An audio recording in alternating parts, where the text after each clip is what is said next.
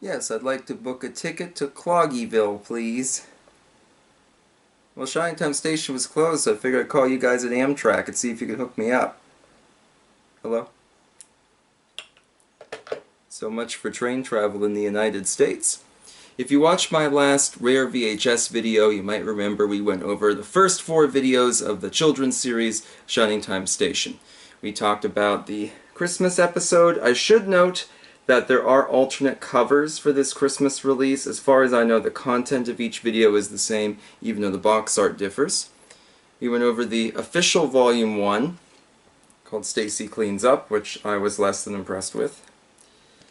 We went over Volume 2, Schemer Alone. Very funny episode, barring some questionable filler moments. Definitely a good episode to watch if you've never seen the program before. And the obligatory anti-bullying episode, Bully for Mr. Conductor, which I actually found to be pretty fun. Now, these Kid Vision releases, you can see the logo there on the spine, they all included extra little pieces, like at the beginning it's set up like it's a drive-in theater, and there are advertisements for some of the businesses mentioned in the show. And at the end there's a little skit where Schemer comes out and does something silly and whatnot. And that's in all the Kid Vision releases, but the non-Kid Vision ones, like this video, does not have it. Well, then we'll come back to that later on. I should also mention that there are tie-in videos, like videos with just songs, or just kind of Schemer comedy bits and whatnot. I don't have any of those. They're not high on my list to get. Someday if I do get them, I'll come back and make an addendum to this video and throw those in there too. But some people have those. I personally don't. I'm not in any great rush. And some of the videos, especially the early ones, came with little cardboard figurines or paper dolls that you could make of the characters, and I don't have any of those little tangible items either. But I've got the videos. I'm happy with that. So let's pick up where we left off. Please go watch the last video if you haven't already. We kind of contextualized the show. But we're going to pick up with the 5th video, the official Volume 4, Becky Makes a Wish. So when Mr. Conductor, played by George Carlin, remember the only video to have Ringo as Mr. Conductor is the very first one here. Mr. Conductor has a magical wishing star, and it gets loose in the station and causes some havoc.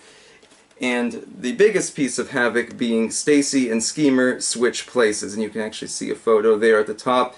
So it's kind of a Freaky Friday story.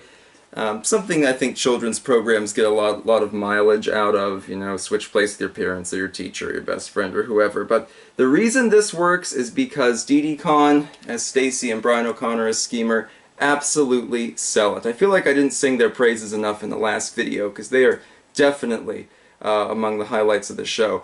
But they switch roles and switch outfits there. You can see Dee Conn in a baggy checkered leisure suit, leaning on things and slapping people on the back, and then Brian O'Connor in this really prim, sort of unisex station master slash mistress outfit there.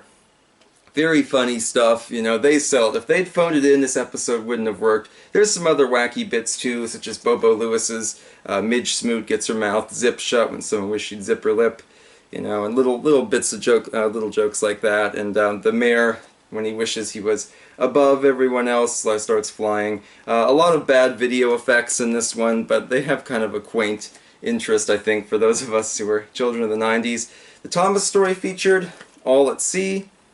All at Sea is one of the biggest fan favorites.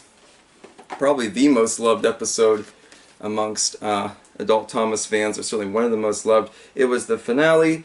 There's a Percy's Ghostly Trick VHS tape. Here's the original. You can see at the bottom there.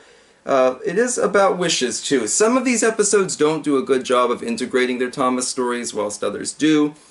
All at Sea was kind of a wise choice, I think, as it deals a lot with wishes.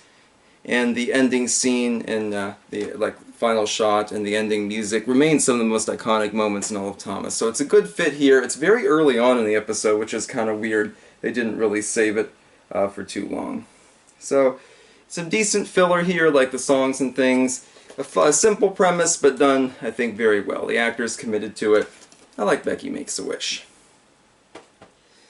Next up, we gotta shift gears again and talk about the other one that's kind of an oddball, and that's Shiningtime Sweet and Sour, released for the TV Teddy. I had no idea what a TV Teddy was when I purchased this video. There's a picture of one there. Apparently you could get this teddy bear and some adapter for your VCR, and the adapter would send a signal and the bear would talk to the screen to interact with the program you were watching on these special VHS tapes here. Databits has a great video where he actually demonstrates a TV teddy. No doubt an attempt to cash in on the Teddy Ruxpin trend, and TV Teddy's more creepy, I think, than Teddy Ruxpin is. The fact that the eyes and mouth move randomly is kind of weird too. He looks like he's possessed. But interesting stuff. You might notice too there's also a Thomas video there. I don't have that video, Thomas and Bertie's Great Race, in my Thomas library, but I know some Thomas fans do, even if they don't have a TV Teddy. PBM Home Entertainment has a good review of that video, which I recommend if you're curious. And there were lots of other kids programs in the TV Teddy line, Beatrix Potter's Peter Rabbit stories, Berenstain Bears, things like that. So Sweet and Sour is designed for the TV Teddy. You don't have to have a TV Teddy to watch it. It's still the complete episode and all that. Does not have the little bonus features that the regular numbered releases do, but it is still, you know, enjoyable. You don't need the teddy bear. Sweet and Sour is all about another, I guess, kind of basic children's plot, setting up a lemonade and cookie stand at the station. Schemer realizes there's money to be made, so he decides that he can up the prices and decrease the quality of the snacks being sold, and that leads the kids to a question of honesty.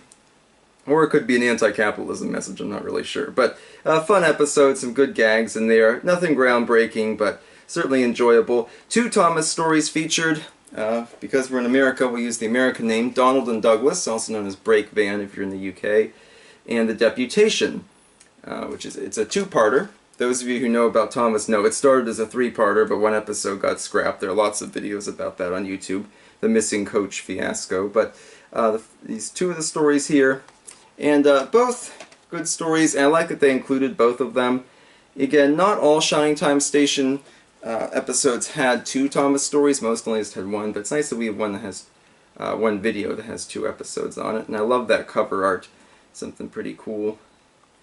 A little bit different. So again, nothing groundbreaking, but a lot of fun. This is the same Thomas Percy and Dragon video I had as a kid. I never had the original silver one. This is the yellow one I bought back in the 90s. I wish I had an original one, but I don't. Next up, we've got perhaps the most relevant, the most important Shining Time Station episode in the whole series, Billy's Party. This is an instance where Shining Time actually had a lasting impact on Thomas. A decision made for this Shining Time episode has led to a very confusing release history, or release order, whatever you want to call it, for a particular Thomas episode. So originally, the finale for Thomas and Friends' 3rd season, 1991, was called Thomas and Percy's Christmas Adventure. And technically it's on here, but you'll notice the title's different, Mountain Adventure. To tie in with a Thanksgiving episode of Shining Time, Billy's Party, the episode was re-edited, re-narrated as a Thanksgiving episode, and some of the Christmassy scenes were trimmed out. The problem with that was they didn't cut the instrumental and sound effects tracks, so there are a few scenes where the music and sounds are out of sync with the footage. Not a deal breaker, and honestly, as a little boy, I didn't even notice. But this is kind of a conundrum because later releases, such as this video that specializes in Christmas stories, used all the UK footage and sound effects but did not re-record the narration, so now the narration is out of sync with the what's going on both sound-wise and picture-wise. Very confusing. There's a really good Unlucky Tug video that breaks it down in detail, but because of the editing choice and redoing a Christmas episode as a Thanksgiving one, Billy's Party has had a lasting impact on the history of Thomas there. At its core, a lot of what I said about the Christmas episode of the show also goes for the Thanksgiving one, because they're both very maudlin, very mawkish holiday stories. In this case, everybody has plans for Thanksgiving, but the plans all go awry due to silly mishaps and accidents and things. At the end, all the friends and station crew come together and have their own Thanksgiving. I guess kind of a precursor to the modern-day Friendsgiving kind of idea. But, you know, very nice. This is the same video I got when I was a small child. I think I got this for my birthday, if I remember right, back in the early 90s. But, you know, it's a nice episode, and it is nothing Again, nothing spectacular, and if you're not in the mood for a sappy holiday story, you probably wouldn't like it, but I'll tell you what, I remembered the song even decades later about thanks for giving, that kind of thing, so that must say something to it. There's a really cool turkey puppet in here too, inside the jukebox. I like that. Wears a monocle, pretty classy guy. Alright, that takes care of, I should say, officially Volume 6. Remember, the Sweet and Sour tape wasn't numbered, but it technically counted as Volume 5. You know, nothing can be simple. Everything has to be more complicated than it actually is. Alright, 2 more to go. Official Volume 7, here in pink, with Erica Luttrell as Kara on the cover. Mr. Conductor's Evil Twin. This is odd because this is actually a sequel to an earlier episode called Double Trouble that did not get a home video release. They do remind the audience about Double Trouble. They show some scenes from it and whatnot. And of course, as you can probably guess, the Thomas story included is about one of the 2 sets of twins on the show at the time. That story is Heroes. Heroes, of course, was on the James Goes Buzz Buzz VHS. We talked about this last time. Still has the Shining Time sun at the top. Heroes is known today for the destruction of the quarry set on Thomas. They, built this quarry set and basically destroyed it. Pretty impressive stuff. All that time went into it. You'd be surprised they'd knock it all down, but pretty good stuff. In one of his books, I think it was Last Words, George Carlin talks about the appeal of playing Mr. Conductor. That, he could play a completely non-threatening source of wisdom and knowledge and help for these children, but he also said Mr. Conductor could embrace chaos, and he specifically cited playing the evil twin. And the evil twin is kind of ridiculous on the surface, it's all like grade school level pranks and whatnot. He only speaks in rhyme, and he has a weird whistle sound and whatnot that make him a little bit different. But you can tell George Carlin is having so much fun playing the evil version of Mr. Conductor, and indeed he actually gets to play opposite himself as the regular Mr. Conductor too. And that's pretty fun. On the back, probably one of the most famous scenes there, you can see Brian O'Connor's schemer being run over by a giant nickel, one of Mr. Conductor's evil twin's plans. He also tries to kill the good Mr. Conductor by running him over with a model train. It's a really bad video effect, but it's interesting enough, I guess. Something kind of strange there. Basically, every character gets a VHS, at least one to themselves. We saw Stacy, Schemer, Dan, and so one for Kara. Remember, the children don't all appear in every episode. So this is a fun one. But the best episode that was ever released to home media was also the last one released to home media. Official Volume 8. Schemer's Special Club. This one, I think, is way ahead of its time. And surprisingly direct. Schemer is asked to join the Nickelaires Club, this really snotty men's group that basically sees themselves as better than everyone else. And he's very excited to receive this invitation to join and figures he can leverage all his friends into memberships as well once he's in and established. But he has to impress the head of the club, Mr. Hume, played by Colin Fox. Today, Colin Fox is probably best remembered for the part that we didn't get to see him in. He got to play it, we just didn't get to see him. He was in the deleted scenes of Christmas Story. He played Ming the Merciless in one of Ralphie's fantasies. And if you go to like the Christmas Story Museum or whatnot, you can see production photos of him in the part. Looks like he'd do a good job. He's also in that weird adaptation of A Separate Piece that nobody likes but me. But that's a story for another day. But Mr. Hume, played by Colin Fox, is one of the highlights of the episode. He treats Stacy so rudely because she's a woman, refuses to take her seriously.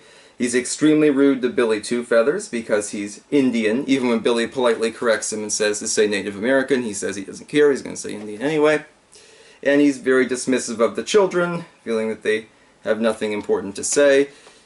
And Schemer soon realizes that maybe this isn't all it's cracked up to be. And the characters try to get Mr. Hume to come around and realize that being blatantly racist and sexist and whatnot isn't the way to be. And Mr. Hume expresses that he doesn't care. He's going to continue to behave this way. It doesn't matter to him what they think.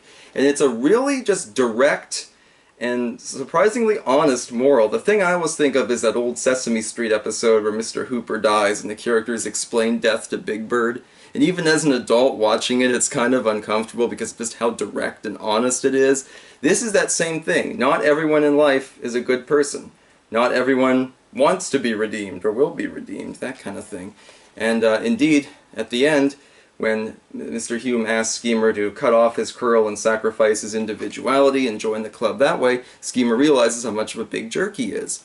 And there's some slapstick at the end, which is kind of rewarding to see. But all told, a surprisingly mature episode, and after some of the, less than impressive morals that we've had before, I'm kind of glad they went with something that was a little more serious. And I think even a lot of adults get a lot out of this, Not everybody is gonna be your friend. Not everyone's worth being friends with.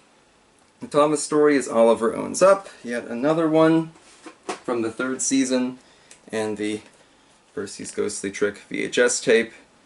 This was, I think, the first tape not to use the Shining Time Sun, instead of advertise the new music video, Thomas's Anthem.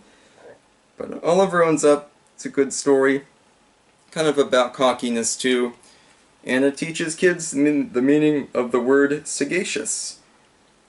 I attribute much of my love of words to watching Thomas religiously as a child, because the vocabulary was pretty darn impressive, at least in the 80s and 90s anyway. Pretty cool stuff. So that is the complete episodic set of Shining Time Station. Again, there are some tie-in things here and there, but I'm not too concerned with them. Today, the show's greatest legacy, though, is probably this. The 2000 feature film, Thomas and the Magic Railroad. Here's the anniversary Blu-ray that came out. The movie itself, I was 8 years old in the summer of 2000 when this came out, and as an 8-year-old I thought it was pretty cool. But when I got a little bit older, yeah, it's not a good movie. I like that they use the models and things like that, and the acting is at least mostly decent.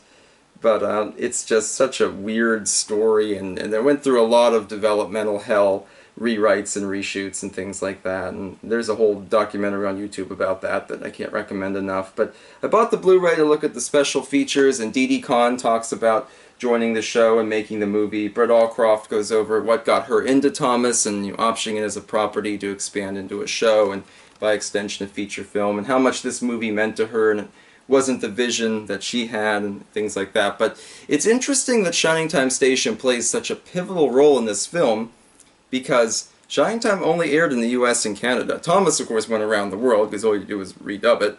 But, yeah, Shining Time, I can see why a lot of UK fans and German fans and whatnot were not particularly impressed by this, because Shining Time doesn't mean anything to them. If you watch an adult Thomas fan like Usual Bloke Luke or Jeffrey Kitch or someone like that, they're highly dismissive of Shining Time Station because they don't have the nostalgic attachment to it that American people their age like me do.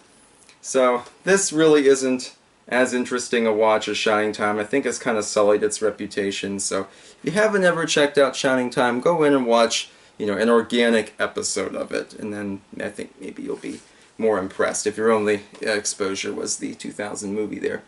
And that does it, my friends, for Shining Time Station. We still have a couple more rare VHS things to talk about, a couple Christmas items to mention, and Looking for Mr. Goodbar will be featured coming up there. And don't worry, there's still plenty of other movie and Beach Boys related things coming too, including a new Three Stooges video. Hope to see you there for that. Please leave your comments on Shining Time or Thomas below. I hope to see you next time. Subscribe if you're not subscribed already, and we'll see you then. So long.